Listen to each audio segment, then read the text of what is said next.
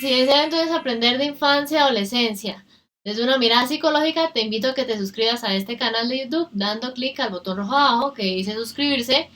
Bienvenido entonces a otro capítulo de Niñera Electrónica. Seguimos con la doctora Paola Soler, pediatra, que nos acompaña el día de hoy.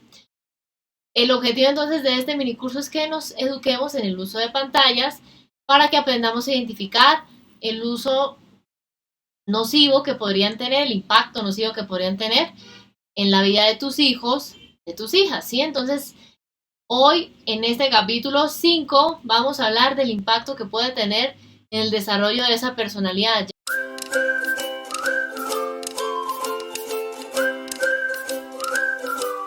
Ya la doc nos comenzó a decir a grandes rasgos que puede cambiar la forma, digamos, de ser, de actuar de mi hijo, de mi hija.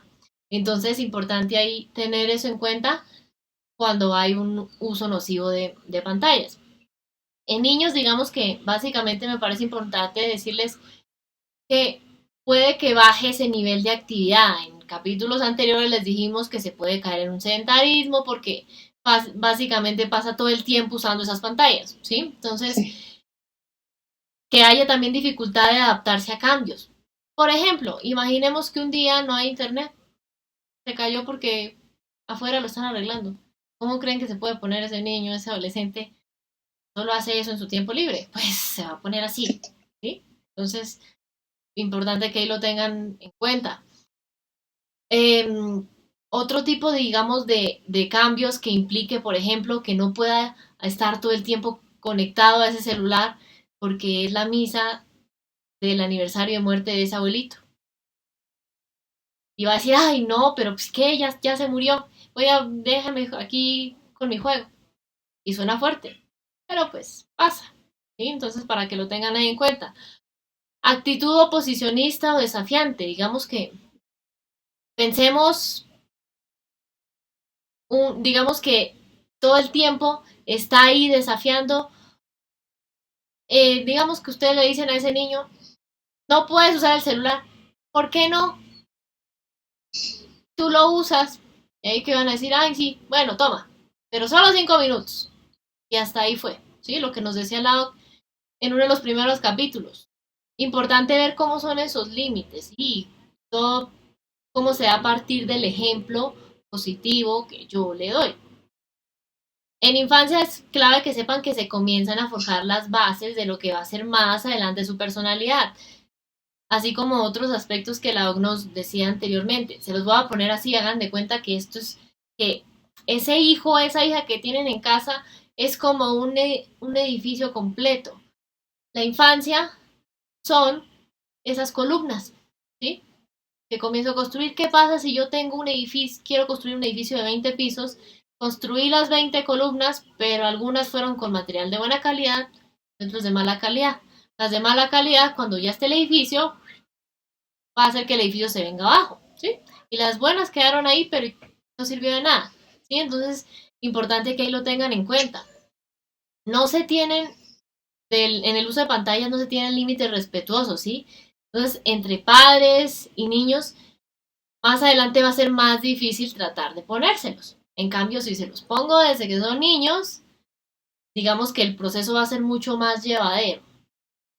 En adolescentes, de por sí la adolescencia, digamos, es una etapa llena de cambios, pero puede pasar que haya baja tolerancia a la frustración cuando hay ese uso excesivo de pantalla, de rebeldía, más impulsividad de lo normal, que no respete esas figuras de autoridad, llámese en el colegio, los profesores, en casa, los papás, los abuelos, los tíos, ¿sí? Déficit o baja capacidad de interacción social. La doctora Paula nos decía en algunos capítulos anteriores que básicamente los seres humanos, digamos que una de las capacidades que tenemos es que tenemos que sentir que pertenecemos a un grupo, ¿sí? Y digamos que en los adolescentes eso es importante, pero si hay uso de pantallas, digamos que eso no va a pasar o puede que pase muy poco, ¿sí? Dificultad o déficit a nivel de empatía y asertividad. Y ya ella nos dijo en un capítulo anterior que básicamente empatía es lo que yo les he dicho varias veces, ponernos en esos zapatos emocionales de esa otra persona para saber cómo se siente, qué piensa ante alguna situación, y asertividad es básicamente expresarlo de una forma como me siento yo, de una forma sana, de una forma respetuosa, sin herir las emociones de los demás. Sí, pero en la adolescencia, ¿qué pasa?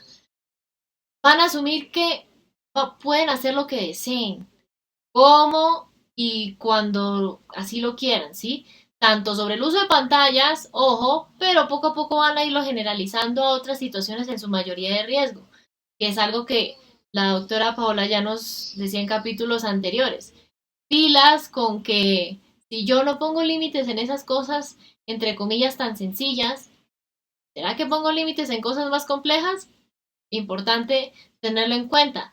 Si yo no pongo límites sobre con quién puede hablar, por ejemplo, ese adolescente en casa a través de sus redes sociales, va a hablar con un desconocido, y si habla con un desconocido puede que caiga en otro tipo de situaciones no deseadas. Consumo de drogas, cigarrillo, algún tipo de pornografía infantil, en fin, ¿sí? Entonces, importante que lo tengan en cuenta, lo que yo les digo siempre. La idea es prevenir, no lamentar. Por eso es que estamos haciendo esto. No es para que nos asustemos, es para que aprendamos de este tema y a partir de ahí tengamos herramientas para actuar, porque me he dado cuenta que este tema es un tema muy frecuente del que han venido preguntando en los últimos meses, ahorita más con la cuarentena, ¿sí? Entonces, ya entrando más en materia, me gustaría entonces, Paola, que nos cuentes tú qué opinas, qué impacto puede tener el uso de pantallas en el desarrollo de esa personalidad de niños, de adolescentes. Sabemos que pues la personalidad no se establece ya fija en esa niñez ni en esa adolescencia, pero ahí como que se dan las bases. ¿Esto podría afectar la personalidad o es un mito urbano? ¿Qué pasa ahí con las pantallas? Bueno, aquí digamos que estabas tratando muchos temas importantes. Lo primero era lo que decías sobre las bases, ¿no? Así es literalmente. Es decir, la personalidad es una cosa que se construye con el tiempo y que además pues puede ir cambiando con algunos eventos de impacto, ¿cierto? Una persona que de pronto en algún momento de su vida era muy callada, de pronto con algo que le sucede puede convertirse en una persona un poquito más sociable. Todas este tipo de herramientas son cosas que se pueden cultivar, entonces puede ir cambiando, estén bien forjados desde pequeños. La honestidad, el respeto, la disciplina, todo este tipo de cosas.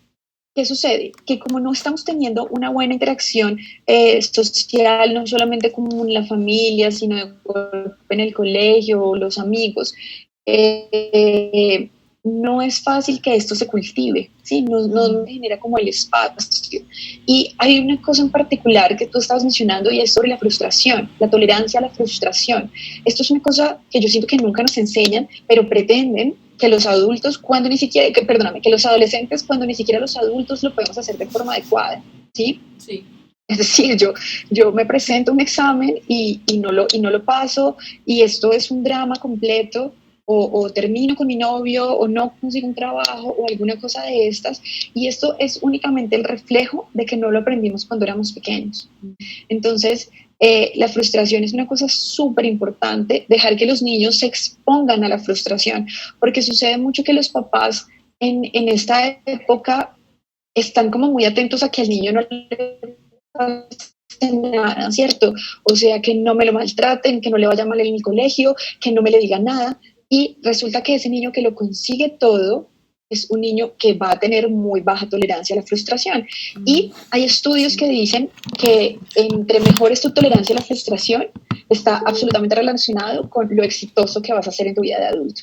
¿Sí? Okay. O sea, es un tema súper importante, difícil de tratar porque lo que te digo, si no se lo permitimos cuando ellos eran pequeños, cuando ellos se van haciendo grandes, lo que sucede es que el tema pues se va haciendo cada vez más difícil. En términos propiamente de la personalidad, digamos que yo estuve revisando algunas cosas, no hay como mucha relación directa entre propiamente el videojuego, la pantalla y algunas personalidades en particular, como la personalidad limítrofe o algo así. Lo que sí se ve es mucho aislamiento, mucha oposición, mucha rebeldía, ¿cierto? ¿Por qué? Porque ellos se acostumbraron a tener la pantalla ya que todo funcione ya, todo funcione rápido y cuando esto deja de ser así, pues no nos gusta, entonces somos un poquito más rebeldes, somos un poquito más reactivos sería la palabra, y es que tan pronto tú le dices algo a ese adolescente, él de una te está respondiendo sin filtrar. Él no hace el análisis de que mamá me está diciendo que por favor me pare a ayudarle con la loza de la cocina, por ejemplo. No, él no. A él le están diciendo, es que por favor la loza, no, pero es que yo, ¿cierto? Porque están mucho más reactivos. Y pues digamos que esto termina teniendo un montón de consecuencias porque lo que sucede es que cuando sacamos esta escena ya al ámbito puramente social o laboral, pues choca contra las otras personas. ¿Sí? Okay. Si yo te voy a pedir a ti un favor y tú me levantas la voz de entrada, pues probablemente lo que va a suceder es que vamos a tener discusiones. Entonces se vuelve mucho más difícil la interacción en una universidad, en un trabajo. Entonces son este tipo de personas que van pasando, por ejemplo, que tienen... A veces es normal que yo diga, sabes que yo empecé en una carrera, somos jóvenes cuando tenemos que tomar esa decisión, pero puede ser que la empezaste y en un punto tomaste la decisión de cambiar, cambiamos de opinión, eso no está mal. Pero cuando pasaste por 3 o 4 carreras, ahí uno dice, bueno, ¿qué está pasando con esa decisión que tomamos? Quiere decir que la decisión no estuvo tomada de forma adecuada, porque si no, no deberías tener que hacerlo tanto. ¿Sí? O los adultos cuando ya están trabajando, entonces pasan rápidamente por muchos trabajos. Entonces yo estoy en este trabajo, no, pero es que me llamaron la atención, entonces no quiero, me voy para otro. Y así vamos permaneciendo con muchas cosas, porque como nos acostumbramos desde muy pequeños a tenerlo todo muy fácil, a tenerlo todo muy rápido, cuando las cosas se nos ponen un poquito difíciles, pues no, es una cosa con la que no lo toleran. Entonces el impacto es bien importante en ese aspecto. Me parece importante lo que nos dices ahí, porque no afecta solamente en la niñez y en la adolescencia, sino también mucho más adelante. Sí, claro. Se comienzan a ver mucho más los resultados de esa baja tolerancia a la frustración, por ejemplo, producto de ese uso excesivo de pantallas, ¿no? Sí, esto es súper importante lo que acabas de decir, y creo que es el mensaje más importante que yo quisiera que los papás se llevaran, y es que a pesar de que las consecuencias no las estemos viendo ya, las vamos a ver a futuro. ¿Cierto? Porque todo lo que hemos hablado en términos de consecuencias cognitivas, de personalidad, de actividad física, son cosas que como no son consecuencias inmediatas, ¿cierto? O sea, de pronto ahorita terminamos el curso y una mamá o un papá ven a su hijo y dicen, pero gordo no está, ¿cierto? Porque son consecuencias que no se van a presentar ya, sino que se presentan de la acumulación del tiempo.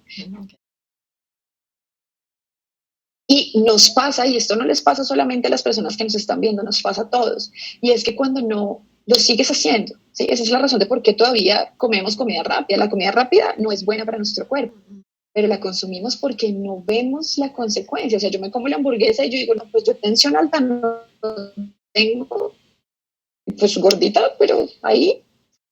El problema es ese, el problema es medir las consecuencias a futuro de las decisiones que tomamos hoy. Y esto es súper importante para los papás, porque digamos que el objetivo final de los papás pues es crear adultos que le aporten cosas a la sociedad, adultos felices, constructivos, ¿cierto? No es solamente decir, no, pero pues mira que a mí el adolescente, pues él no le va tan mal en el colegio, por ejemplo, ¿sí? Pero eso no quiere decir que esto no vaya a tener consecuencias a futuro. Eso es súper, súper importante.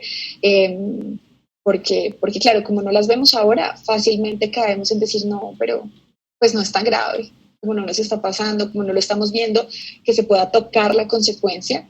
Entonces fácilmente caemos en seguir en este abuso de pantallas y en toda esta situación. Ok, sí, digamos ahí, ya como para cerrar ese tema, me parece importante entonces decirle a todos los que nos están viendo que esto es acumulativo, ¿sí? Se los voy a poner así, digamos que eso es como cuando nosotros tenemos una alcancía y todos los días metemos una monedita del valor que ustedes quieran. En un año ya no va a haber una monedita, ya seguramente esa alcancía pese y pese mucho. Imaginemos que en lugar de esa monedita, lo que yo estoy metiendo son hábitos sanos o hábitos no tan sanos en el niño, en el adolescente que yo tengo, enfocándolo específicamente en el uso de pantallas. Supongamos que es muy distinto que si yo, digamos, tuviera ese hijo que solo usa 1 hora a la semana esas pantallas versus ese hijo que la usa 6 horas al día, ¿sí? ¿Cuál de los dos va a tener una alcancía más pesada? Pues el que usa esas pantallas más horas al día, ¿sí? Entonces, tengamos eso en cuenta porque a la hora de la verdad hay consecuencias que se irán viendo a corto plazo, cuando es niño, a mediano plazo, cuando sea adolescente, y más adelante a largo plazo, tal vez cuando ya no viva conmigo, como papá, como mamá, sino que ya viva su vida aparte. Entonces, muchas veces les he dicho que en la infancia y en la adolescencia podemos cambiar positivamente una historia. Entonces, no importa desde hace cuánto consume ese hijo tuyo pantallas. Hagámoslo de una forma responsable, ¿sí? Para que en el futuro no solamente, digamos, pueda interactuar sanamente, sino sea un ser humano que, digamos, física y mentalmente esté en óptimas condiciones para poder desarrollar todas esas actividades que le gustan hacer cuando ya, digamos, sea un adulto independiente, autónomo, ¿sí? Entonces, importante ahí como tener eso en cuenta y por eso quise explicárselos con ese ejemplo para que fuera mucho más claro.